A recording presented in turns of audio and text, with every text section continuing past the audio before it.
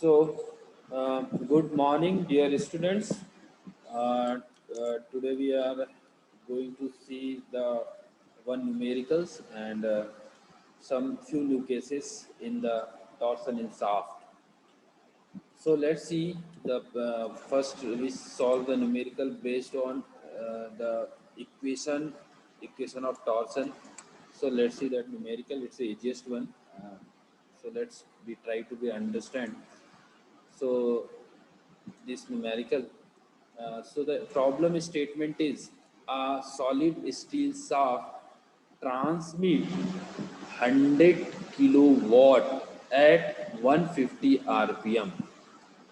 Determine the suitable diameter of shaft if the maximum torque transmitted exceed by mean 20% in each revolution, and it's increasing by 20%. The shear stress is not to exceed to 60 megapascal. This is a tau shear stress. So shear stress tau की value is 60 megapascal, and also find the maximum angle of twist, and you also we have to be find the angle of twist, means we have to be find the value of theta in a length 4 meter of the shaft. Length of the shaft is 4 meter. Take Z is 80 gigapascal for the shaft material. So let's see what the data is given here. First, what is this? That power transmission means P, power transmitted by shaft, is 100 kilowatt is given, and it is rotating 150 rpm. This is also given in the question. Length of the shaft is given here is 4 meter, आप देख सकते हैं, and that shear stress values tau is given 60 megapascal, and value of modulus of rigidity is also given, that is the 80 gigapascal. These data is given. So my dear student, you might be know that what is the formula of power इसका formula जो होता है, that is 2 pi n 2 pi n t by 60. This is the formula of power. The unit here is a watt. ठीक है, 2 pi n t by 60. This is the formula for power. आप लिख लीजिए, यही power का formula है. अगर power निकालना है तो you must be know the revolution of the shaft and that is the torque transmitted by the shaft. You can directly calculate the power. So this is the formula. So by using this formula directly, we here we have to be calculate the value of torque, because in the question we here given the maximum. The question is given the maximum torque transmitted exceed by mean of 20%. So we have to be find the torque here. So torque T is equal to 60 into P upon 2 pi n. Okay, so we just put the all relevant value which is already given in the question. The P is given at 100 kilowatt, so you just put the value of 100 and just convert kilo into watt, so 10 to the power 3, and that is 2 pi n. We have the value of n also. Just put the value of n, and you have got the torque value is 6366 newton and newton meter. So this is the value of torque. What is question is given that it is exceeding by mean of 20% in the each revaluation. It means if initially it is the in 1, so after certain time it's become 1.2. It is increasing by the 20%. It means 100 plus 20 is equal to 120 divided by 100. It means 1.2 times it's increasing. So we have to be multiply by 1.2 into what value obtain this and just multiply this, so now it's become 7639 Newton meter. And this is in, let's see dear student, this is, and now we can make write the like this 7.639. So 3 10 raised power 3 comes from here, and 1 10 raised power comes from mm convert, and meter convert in the mm, 10 raised power 6. Now it's become the torque, maximum torque transmitted by torque is 7.639 into 10 raised power 6 Newton mm. Why we are converted? Because we have to be calculate the diameter of the shaft, so we have taken in the mm, here Newton into mm. ठीक है, ऐसा जरूरी नहीं है, आप metre लेके भी solve कर सकते हो, बट यहाँ हमने ऐसा कर लिया है. So let's move ahead. So now we have the value of torque.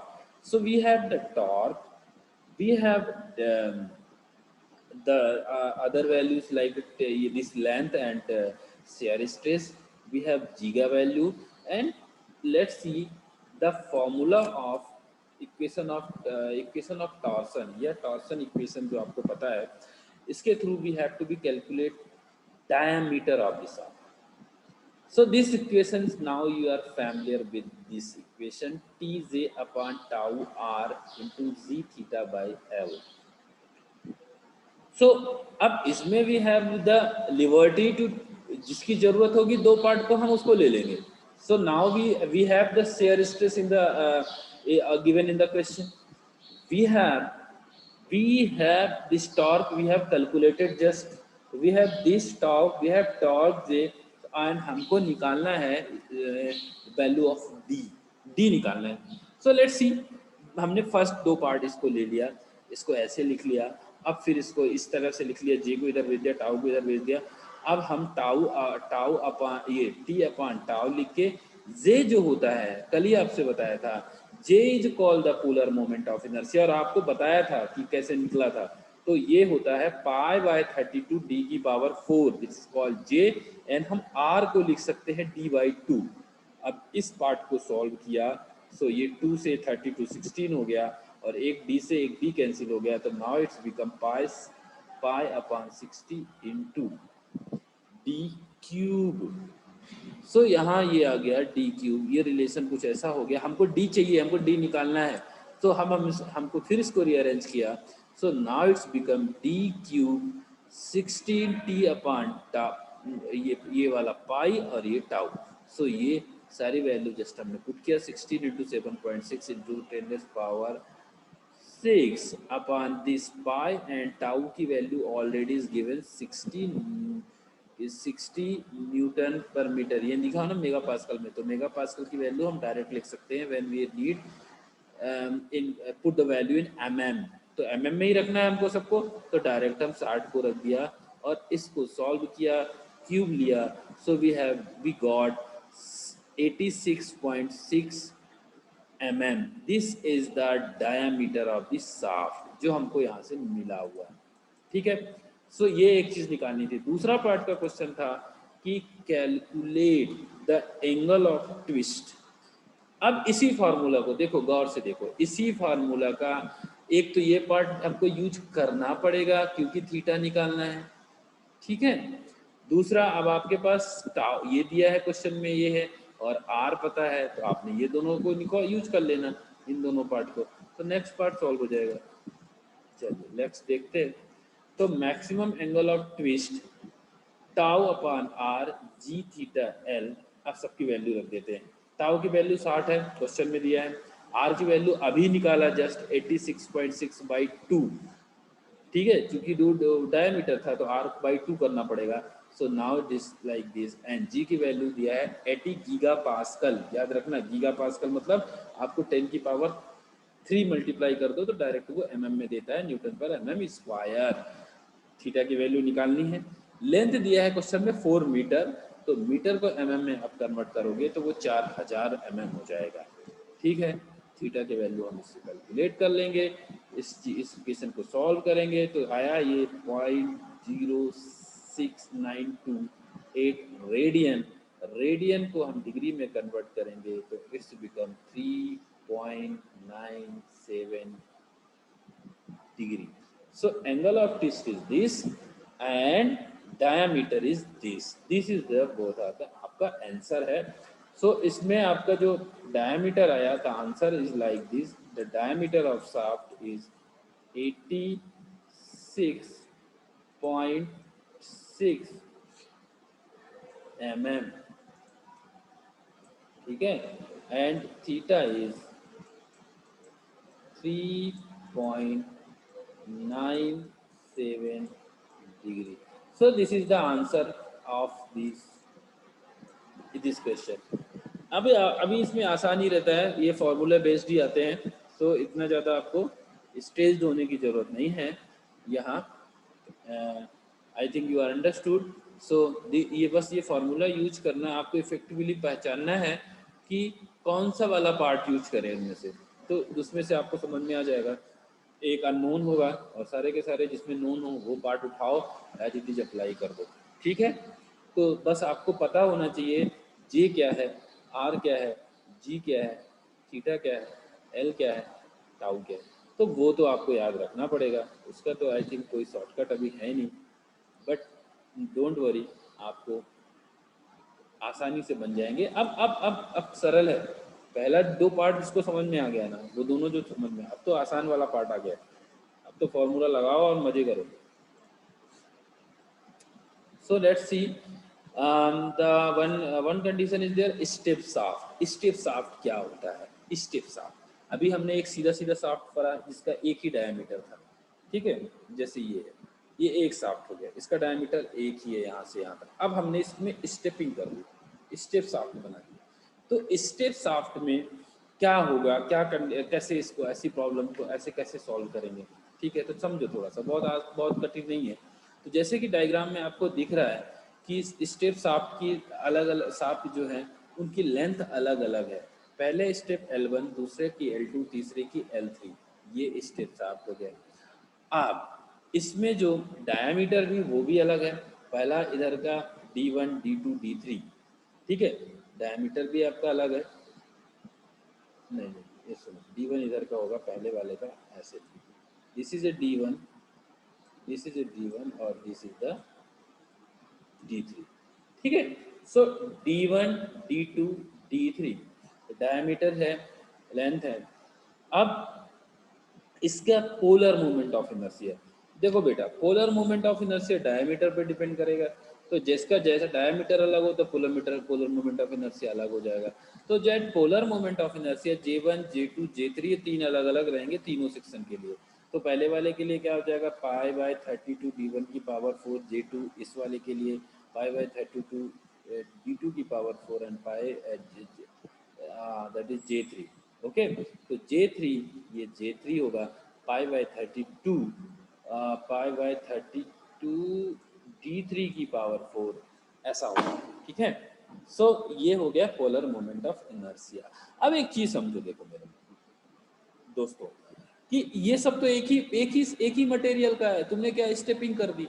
अब यहाँ पर अगर तुम टॉर्क अप्लाई करोगे तो ये सारे के सारे जितने हैं ना, they will experience same torque. अब they will experience same torque. ठीक है, इनका जे अलग है, सबका जे अलग है, दे विल एक्सपीरियंस सेम टॉर्क. तो इनका जो होगा एंगल ऑफ ट्विस्ट अलग अलग होगा. एंगल ऑफ ट्विस्ट अलग होगा. Torque they will experience same torque, क्योंकि ये एक ही उससे जुड़े हुए हैं. और एक साइड फिक्स माना है हमने, वो हमने मांगना पड़ता है माना, और दूसरी साइड हमने टॉर्क लगाया उसमें. तो each and every section, D1 वाला, D2 वाला, D3 वाला, they will experience same torque. So T is the common, but angle of twist will be different in this case. Step shaft. ये चीज अगर आपको समझ में आ गया तो आपका पूरे का पूरा मुद्दा ही सॉल्व हो गया. क्यों? अब आप चलते हैं आगे. Angle of twist will be different and torque they will experience the same. So let's see. As I told you, my dear student, that they will experience the same. They will experience the same torque on the each section, but they are. This is the angular of twist will different. So this is called the series of the shaft. आप stepping कर दिया, एक साथ जोड़ दिया तो एक साथ जोड़ा, ऐसे ऐसे करके, that is called series. So series में दे विल एक्सपीरियंस, ये आपको याद रखना है, सीरीज में they will experience the same torque and the angle of twist will different. ठीक है। सो अब angle of twist different, the total angle of twist D, let's see the diagram first, then I will try to understand, समझो। Angle of twist, D is the fix one and A B C अलग अलग part है। ये D वाला fix side है, ये सी वाला portion है, ये बी वाला पार्ट है, ये ए वाला पार्ट है। तो देखो कैसे लिख रहे हैं, the twist, angle of twist कहाँ पर, ए पे, विथ रिस्पेक्ट टू डी। आप फिर से पीछे आओ, इस पार्ट में angle of twist with respect to this, मतलब टोटल एंगल ऑफ ट्विस्ट वो बराबर होगा अलग अलग एंगल ऑफ ट्विस्ट के। तो आगे आप पढ़ो, तो angle of twist of A with respect to B, फिर चलो पीछे, तो angle of twist at A, मतलब यहाँ पास जो ए के पास एंगल ऑफ ट्विस्ट होगा बी के रिस्पेक्ट में, मतलब समझो थोड़ा सा और मैं इसको कर देता हूँ। मतलब अगर ये फिलामेंट है तो यहाँ पास ये देखो, ये वाला, ये एंगल ऑफ ट्विस्ट यहाँ किसके रिस्पेक्ट में, इस बी वाले के रिस्पेक्ट में। अब यहाँ आ जाएंगे, यहाँ पर angle of twist with respect to इसके रिस्पेक्ट में। अब यहाँ पर angle of twist with respect to D, ये ऐसे ही चलेगा। समझ में आया? चलो, hope understood. Let's see. So वही किया है हमने, the angle of twist at A with respect to D, मतलब ये टोटल, और ये अलग अलग पार्ट का पकड़ के जोड़ दिया। और आपको एक फॉर्मूला ये वाला तो पता ही है, कौन सा formula, T upon J is equal to G theta upon L. देखो, तो थीटा को आप लिख सकते हो, देखो जरा यहाँ से, theta is equal to T L upon G J, ठीक है, ये लिख सकते हो बस। अब अलग अलग पार्ट के लिए अलग अलग होगा, ये ए वाला ए विथ रिस्पेक्ट टू बी, तो ये था L1 लेंथ थी, और ये J1 हो गया, प्लस ये T, ये L2, ये J2, plus T L3 plus J3, अलग अलग सेक्शन के लिए उसकी जो डायमेंशन थी वो एज इट इज लिख दिया। अब क्योंकि T their experience same T, तो T कॉमन है सब में, देख लो। एंड जी मतलब सेमी मटेरियल का है, जी मटेरियल प्रॉपर्टी है उसकी, मॉडुलस ऑफ रिजिडिटी, तो सेम मटेरियल है, तो they will experience the same. So आप टी अपॉन जे कॉमन ले लिया, और now this relation become this. तो एंगल ऑफ ट्विस्ट निकालना हो तो you can use this formula directly and you can calculate the angle of twist experiencing by the shaft when they are in the series, when the all shaft are connected in series only। ठीक है। सो ये हम आप बिल्कुल इसको solve कर सकते हैं, ये बहुत आसान सा था। नाउ एक और कंडीशन अभी आज कर लेते हैं। सो ये वाली कंडीशन, यहाँ आते हैं, कंपाउंडिंग ऑफ द शाफ्ट। इस शाफ्ट में क्या किया, दिस इज है तो स्टेप शाफ्ट, लेकिन क्या किया, दोनों साइड आपने इसको, अगर इसी कंडीशन आती है न्यूमेरिकल ऐसा आता है कि इन दोनों साइड हम फिक्स करते हैं, दोनों साइड हम इसको फिक्स करते हैं, तो क्या होगा, इनमें कितना ट्विस्ट होगा और क्या होगा। तो जब ऐसी कोई कंडीशन आएगी, शाफ्ट को दोनों साइड फिक्स करके और टॉर्क लगाओ उसको। So two shaft A and B of diameter D A and B, length L A and L B respectively as shown in the figure is like this. देखिए यहाँ का diameter D A है, यहाँ का diameter D B है, okay, length is given L A and L B. So जब भी ऐसी कोई कंडीशन आएगी कि दोनों साइड शाफ्ट फिक्स है, सो दिस इज, दिख तो ये सीरीज रहा है बट इस कंडीशन ऑफ पैरेलल हो जाएगी, ये दोनों पैरेलल हो जाएंगे। तो इसका मतलब, पैरेलल का मतलब ये हो गया, they will experiencing the each section will experience different torque, but the two angle of twist developed in section A and section B both are the equal. ये इसका मतलब हो गया। तो दो एक आपने स्टेप शाफ्ट पढ़ा जो सीरीज कॉम्बिनेशन है, जिसमें एक साइड फ्री है एक साइड फ्री है, so that is called series. And in series में आपको क्या है, the torque they will experience the same torque and the total angle of twist will be equal to the angle of twist of the each section. But in case of this, when you fix the both side, this looks like a series, but it is like it will be it's called a parallel shaft. इस case में they will experience different torque in each section and total torque equal to the torque experienced by section their sections, जो भी sections हैं। तो ये देखो total torque share by two shaft, so T is equal to TA plus TB and angular twist theta A is equal to theta B because the twist be experienced by the both shaft will be same. सो अभी निकाला आपने theta is equal to क्या है, T L upon G J, T L upon G J. So A section में A लगा दिया इधर और बी वाले में बी भी अप्लाई कर दिया। और आप हमको इंटरेस्ट है क्या निकालने में, T A upon T B is equal to G A upon G B, J A upon J B and L वाला थोड़ा उल्टा हो जाएगा, L B upon L A. So this is the relation what you need it, जो आपको future में जरूरत पड़ सकती है।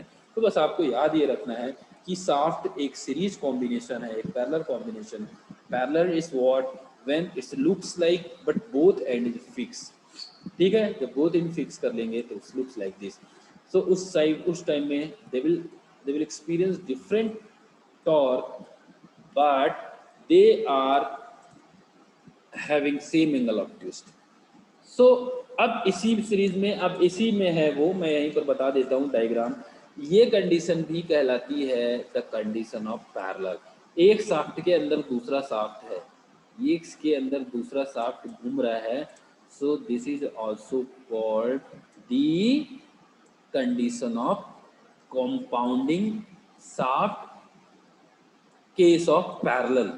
अब पैरेलल जब हो गया तो बस अब कुछ करना नहीं है, सब कुछ वैसे ही रहेगा, ये एल एल बराबर हो जाएंगे तो ये उड़ जाएगा यहाँ से और तो सब सेम ही रहेगा। तो जो नीचे वाली कंडीशन है जो कंपाउंडिंग है, जिसमें लेंथ ऑफ दी दोनों शाफ्ट बराबर है, एल हो गया, तो वो कैंसिल हो जाएगा। अब ये रिलेशन सिर्फ इतना ही बचेगा अगर दोनों एक दूसरे के अंदर क्या है, वो उसको वो सेंट्रिक है। तो ये इतना ही बचेगा इसके लिए, इस वाले के लिए, और पहले वाले के लिए लेंथ भी रहेगा। So there is a two conditions here. So आज 3 आपने पढ़ लिया, कंपाउंडिंग और इसका स्टेप शाफ्ट या कंपाउंडिंग में सीरीज, पैरेलल, पैरेलल के दो केस, और अब इसमें जो है हम और बाद में देख लेंगे, इतना बहुत है, न्यूमेरिकल आप देख लेंगे। सो dear students, hope you all are understood and thank you so for being here. Let's